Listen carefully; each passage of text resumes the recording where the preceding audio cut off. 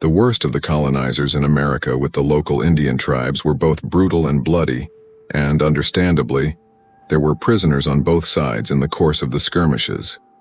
The attitude of the native Indians themselves toward the prisoners, whether they belonged to the rival tribes or to others, was practically the same. Welcome back, the other side of the known history. Today we are going to tell you about native Indians' attitude toward captured women and how do they treat them. Let's begin. The Indians took children's lives at once during the raids. If they survived and were taken as prisoners of war, they could raise them as a full member of their tribe. As for the men, well, the situations ranged from a painful death immediately after the battle to being taken prisoner. For example, Alvar Nunes Cabeza de Vaca and his 3 companions who were captured in what is now Texas are considered the earliest official Indian captives. The men, possessing medical knowledge, quickly enough gained authority in captivity and lived relatively well, having both freedom of movement and respect of those who once captured them, even some form of honor. As for women, the fate of captive women could be both the most pitiful, which, to be fair, was a rare occurrence, and also the most dignified. The most surprising thing to many is that it was the captive women who were generally treated with the respect they deserved.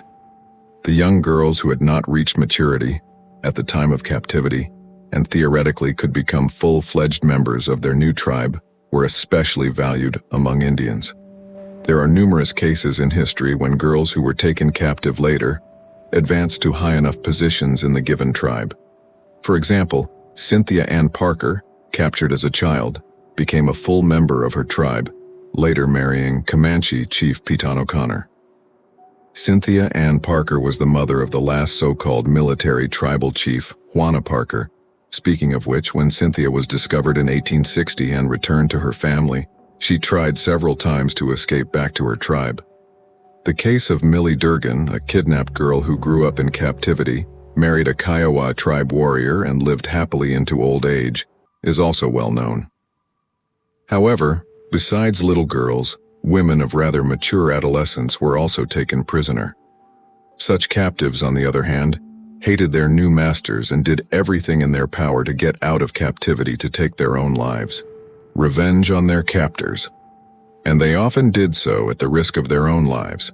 For example, 13-year-old Matilda Lockhart, who had been captured, dreamed of avenging the Comanches for their humiliation and cruel treatment of her. In 1840, while meeting with Indians at the San Antonio Council House, the girl provoked a violent brawl. She declared that the Comanches were in fact hiding more than 1 or 2 dozen captives, languishing in their captivity. For the most part, however, the native Indians were not harmed. Indians did not tolerate violence against captive girls and women, because the moral code of the Indians simply did not permit such actions against members of the weaker gender. And generally it was widespread among various tribes across America. If a captive did not want to stay in the tribe or marry one of the warriors or even the chief, then the captive's fate awaited a ransom, and women became quite a good business for the Indians. Women were captured for the purpose of later selling them to relatives.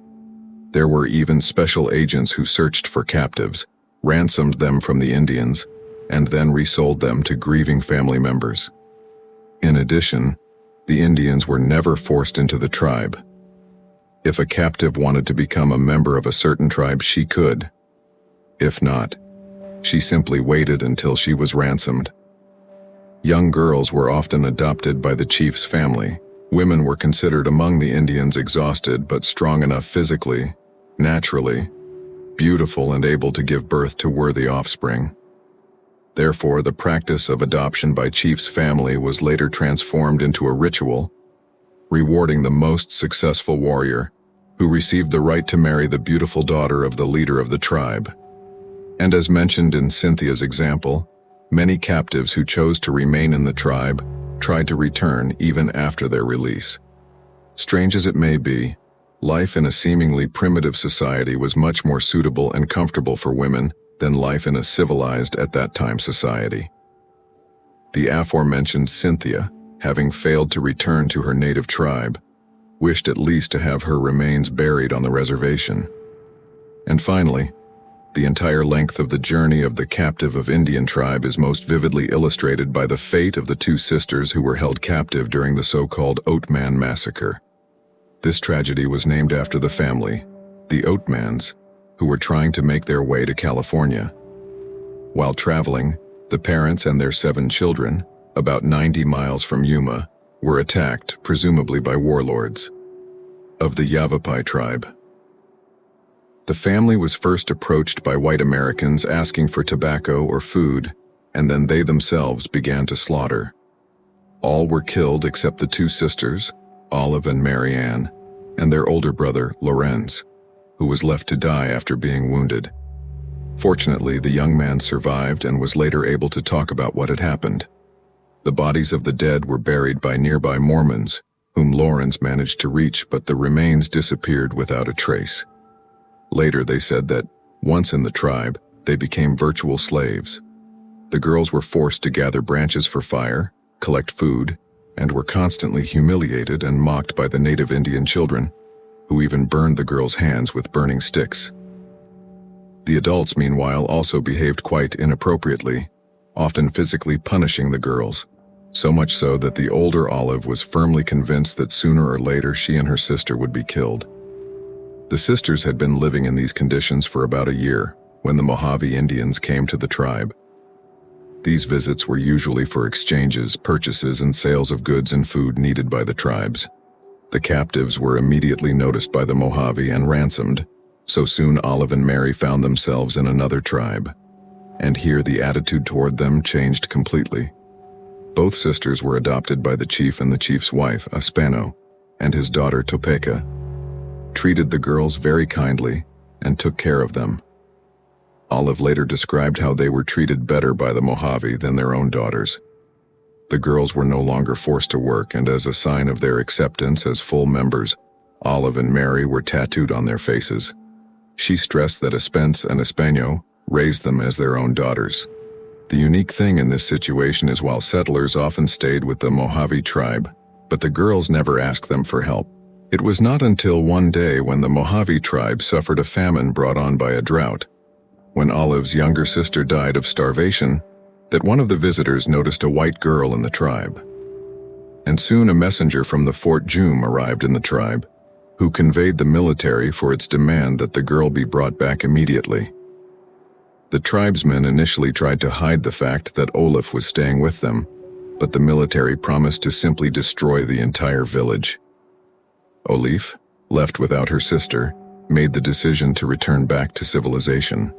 The young woman herself, who was 19 at the time, later recalled the negotiations over her fate. I revealed that they said I was not American, but belonged to a race of people who looked like Indians, who seemed to live far away from the setting sun. They colored my face and feet and hands, the likes of which no other people I had ever known. They told me not to speak to Francisco in English, instead to speak to him in another language, to tell him that I was not American. But I spoke to him in broken English and told him the whole truth, including what they were forcing me to say. He rose from his seat in anger and exclaimed that he would not tolerate it. After this, the Indians of the tribe were ready to kill the girl right on the spot, allegedly for the betrayal, but the tribal leader and his wife forbade any harm to Olive. Soon the girl returned to her own people, seeing her brother. However, her best friend later recounted that Olive missed her native Indian husband and 2 sons for the rest of her life, and spoke quite clearly of attitude towards her. It must be said to my credit that they never treated me with insult. And finally, even after the girl returned to normal life, married and seemingly put the past behind her, many neighbors noticed that for the rest of her life, Olive never actually smiled. Perhaps it was her longing for that very life that kept her from smiling. If you have any more questions or need assistance with anything else, feel free to ask. And remember to like, share, and subscribe to support content creators you enjoy.